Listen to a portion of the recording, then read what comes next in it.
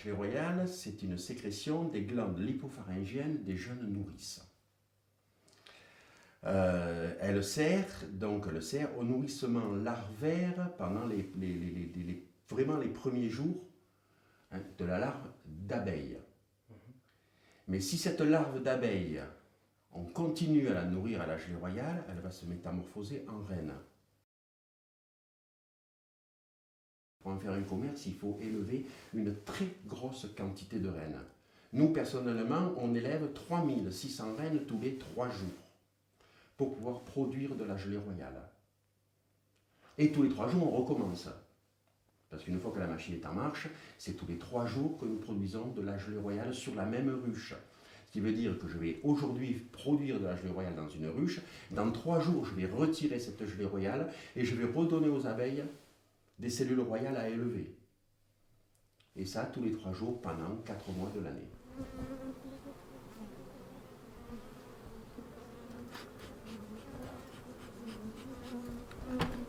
Alors, cette fois-ci, elle commence à être jolie, celle-là. Qu'est-ce qu'elle a donné?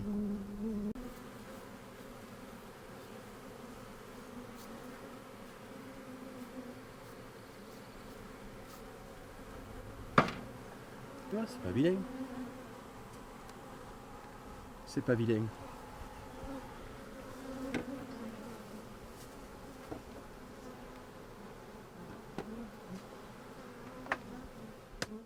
C'est pour ça que nous avons ici un laboratoire. Là, ici, c'est le laboratoire, ce qu'on appelle de greffage. Ça consiste à avoir des fausses cellules royales. Là, ceci, ce sont des fausses cellules royales dans laquelle on va mettre une petite goutte d'eau mélangée avec de la gelée royale. Ça ne sert pas de nourrissement, c'est uniquement pour la déshydratation. Et à l'aide d'un petit outil qu'on appelle un picking dans le jargon apicole, qui est constitué d'un petit piston,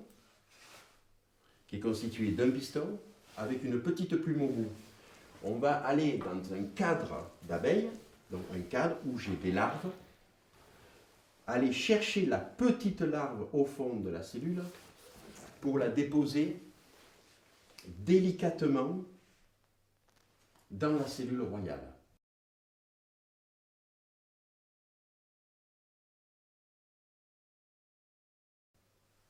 Ce travail fait, j'amène ceci à des ruches à laquelle je fais croire qu'elles sont orphelines.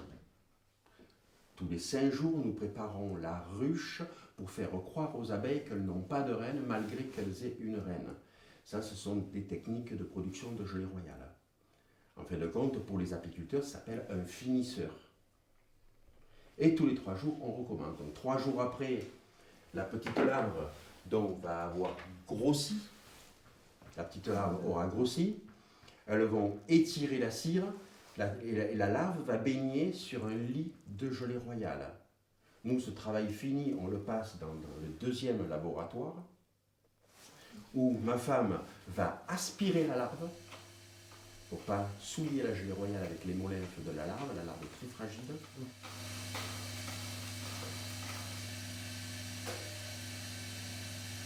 Et ensuite, elle va, dans une 2e étape, aspirer la gelée royale, la filtrer et immédiatement la mettre au frais. Donc elle va être aspirée, elle va passer dans le filtre là, et elle va être stockée ici.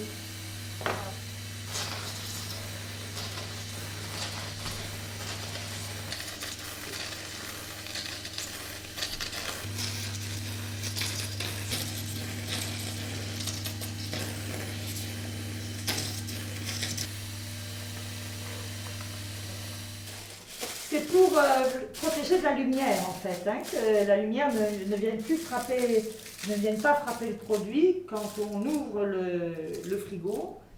Hein. Et aussi parce que on ne sait pas en fait si la lumière du frigo n'a pas elle aussi des UV. Parce que la gelée royale, elle est sensible à la chaleur, aux UV, donc on fait très très attention. Intéressant. Hein. Des stocks de gelée royale qui vont tous venir dans mon frigo. Chercher, voilà.